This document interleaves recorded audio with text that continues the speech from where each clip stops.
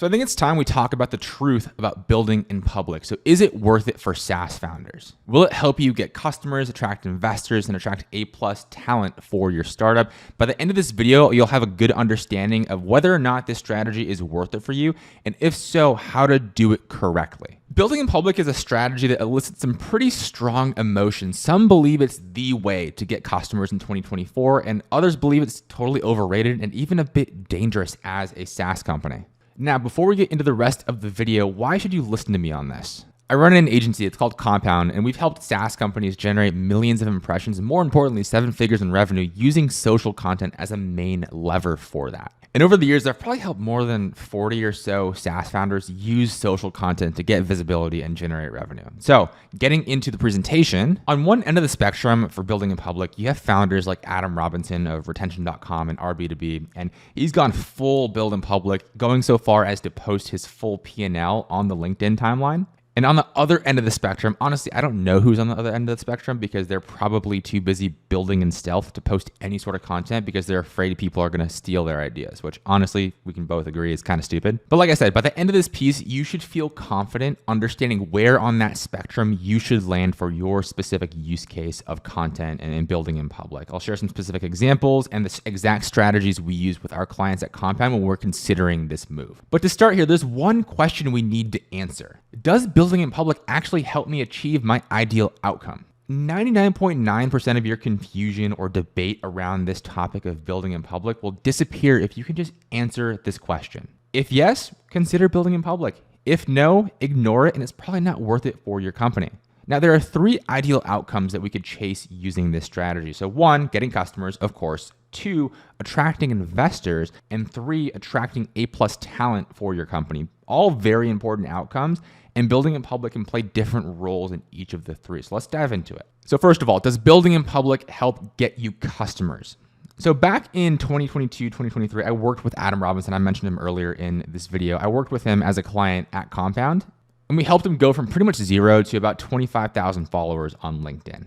And even back then, he was full on building in public, sharing everything that was going into building the company. And at the time, he only had retention.com, so that was more focused on D2C and consumer brands. He didn't have B2B yet, which is the B2B arm of that business. Now, here's where it gets interesting. So the building in public content did really well on LinkedIn, but it wasn't attracting founders and marketers from consumer brands. It was attracting other SaaS folks because he was sharing how he was building a SaaS, and that was super compelling to other people who were building a SaaS, not necessarily his ideal customer profile of consumer founders and marketers. So fast forward a bit, and Adam ends up launching another business. It's called B2B, and it's essentially the B2B version of the original product. And this is how he found that content market fit. So at first, he was posting content that was performing well if you look at platform metrics like impressions, engagement, and all that stuff, but it wasn't attracting the right person. So at the end of the day, it didn't really help much. But now that he has a product that's more oriented towards SaaS founders and SaaS marketers and growth people at these companies,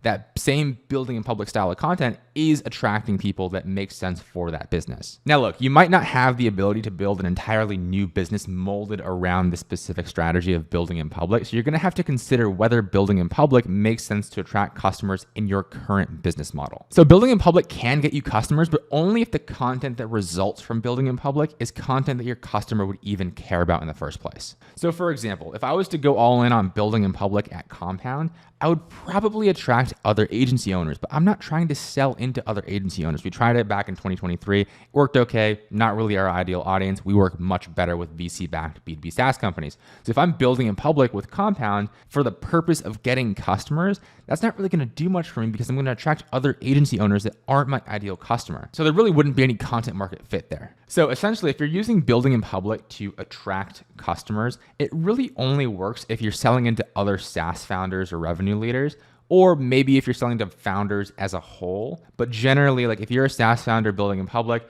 you really should only be doing this if you're selling into other SaaS companies. If you're not selling into other SaaS companies, you should take a more value-oriented approach. So again, using myself as an example here, like we've kept our calendar full of sales calls and I've had no shortage of clients month to month.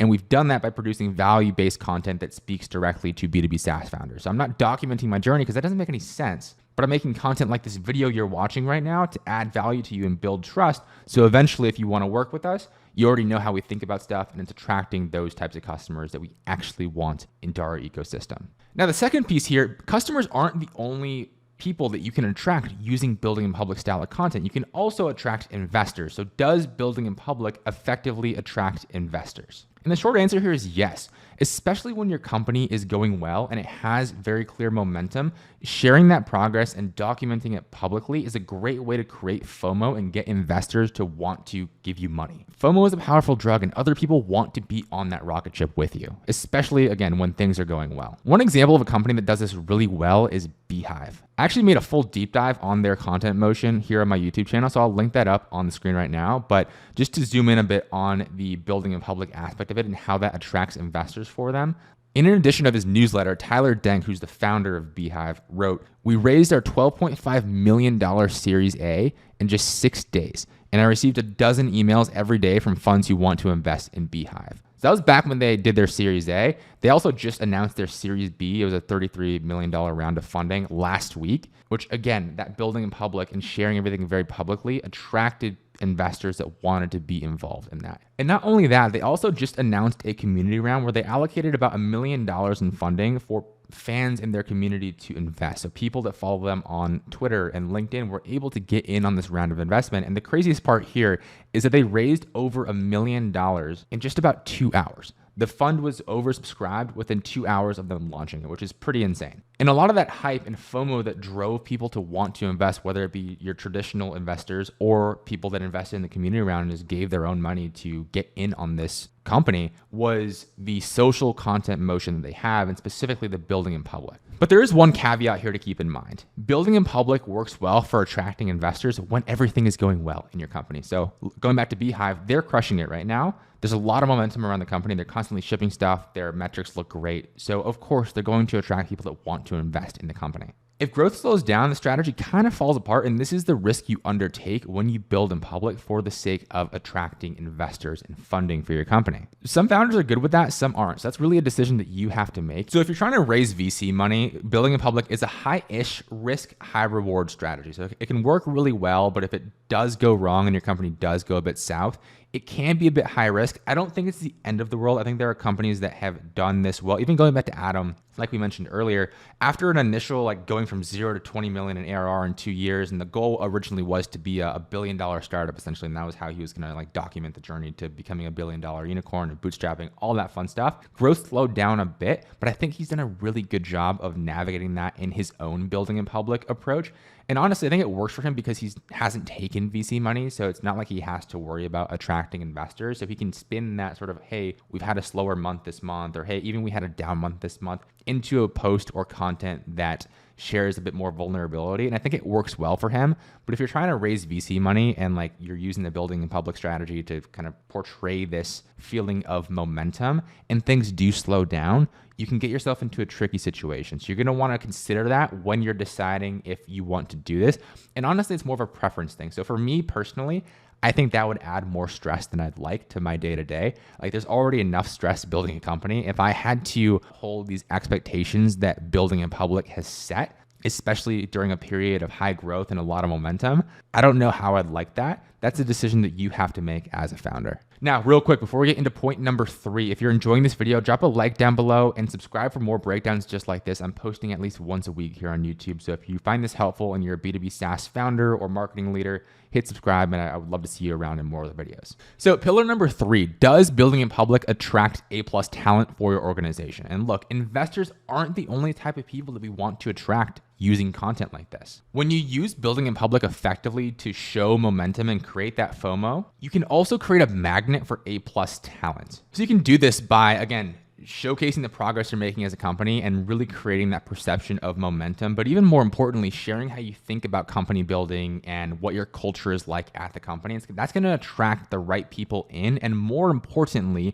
posting that founder-led building in public style of content where you share how you think about company building repels the wrong people. So one example of using building in public content to attract the right people into your company and repel the wrong ones comes from this company called Delphi, a startup that's essentially building AI clones. And back in March, their founder pretty much set the Twitter timeline up in flames when he posted this tweet. So it reads, Everyone at Delphi works on weekends without question. Why? We were upfront about our culture from the beginning. Saying we don't prioritize work-life balance early on filters out a ton of great people, but the ones that make it through are always up for the challenge. And as you'd expect, the comment section were kind of a mess, as it usually is when a post leaves its intended target audience. Now look, you might not agree with Dara's take, and that's kind of the point. He doesn't want people that don't agree with that line of thinking to enter his company, and you can use that same approach as a founder. You can choose how sort of controversial you want to get here, but really you shouldn't be afraid of sharing your real views and opinions and your approach to company building on social,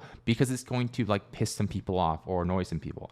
You don't want those people in your company in the first place. So sharing what you expect from a culture perspective as part of that building in public style of content will be a magnet for the type of employees you want at your company in the first place. Another example here comes from, and this is outside of the slide presentation here, but I was actually listening to a podcast earlier this morning. It was How I Write by David Perell, and the episode was featuring Sam Korkos. He's the founder of Levels. And at Levels, they have a very writing heavy culture. So they have to write memos, not like full, like in-depth strategy memos for everything, but writing is a very important part of their culture. And it's sort of the expectation when you come in that you're going to have to write quite a bit, whether it's a long strategy memo or just a simple note on like why you made a certain decision. And for some people, they love that, and some, it drives them insane. But Sam doesn't want the people that don't want to write and don't buy into that culture. They're also very heavy on like async work and not really going back and forth in Slack very often. And again, for some people, that type of culture drives them insane.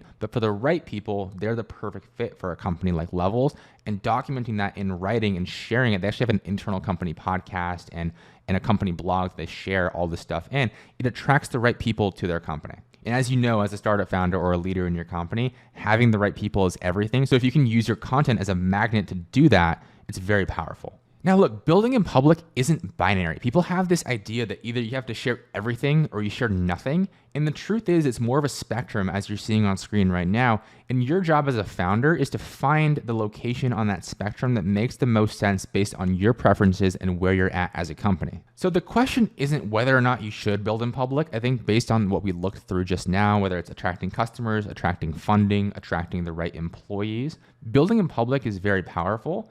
And you should do it. The real question is, how much should you build in public? And like I said, with myself and my clients, my goal is to find the sweet spot on that spectrum that maximizes the benefit you get from building in public while minimizing the downside. And look, here's the secret the elites don't want you to know. You can actually curate how you portray your building in public strategy. And the goal here is to create this perception of positive momentum. So share enough that it looks like your company is growing and there's a lot of cool things happening, but you don't have to share all your dirty laundry. For some people that might work, but honestly for me, I don't like that approach. And I don't think you would either. Because the truth about this, and you can argue with me all you want here, you get far more upside when you share that you're winning. People say they like vulnerability, and sure, it might get a few more likes and engagement on social. Like you see these posts of like influencers posting crying selfies of like, oh my God, being an influencer is so hard, and here's my vulnerability post.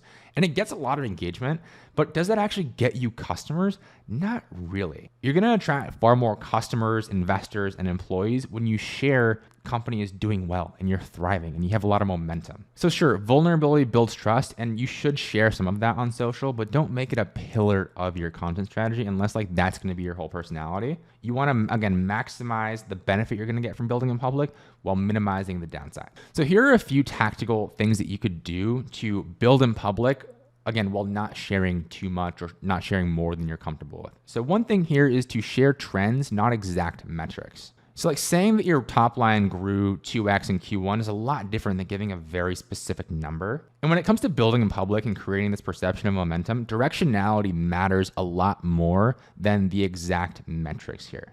So you want to get specific enough that it doesn't feel super fluffy and that you're making things up, but you don't need to get so specific that you're sharing, again, the exact numbers on your P&L.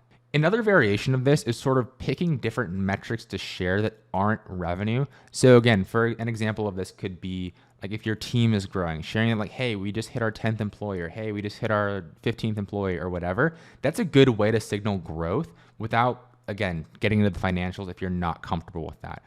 I'm not going to debate whether employee or headcount growth is an actual like indicator of positive growth, but you get what I mean here. You can pick other metrics that indicate growth is happening without revealing overly sensitive information. Secondly, shut up when things are hard. Like, you don't have to share every struggle that your business is going through. Like, you're gonna have down months, you're gonna have employees leave, you're gonna have internal drama occasionally, ideally not that much, but it's gonna happen. And you don't have to air all of that out on the timeline just because you're building in public. Some people like being vulnerable on the timeline, and that's fine, but it's not a requirement to build in public effectively. Like, if you're rethinking the direction of your business, or you had to make an uncomfortable decision to let go of an employee or something like that, again, you don't need to air it out. You can if you want to, and if that really is something you want to share, go for it. I'm not going to stop you. You are totally free to just shut up and be quiet when things are hard. And just to be clear, I'm talking about publicly here. Obviously, talk to mentors, talk to friends, talk to advisors when things are rough.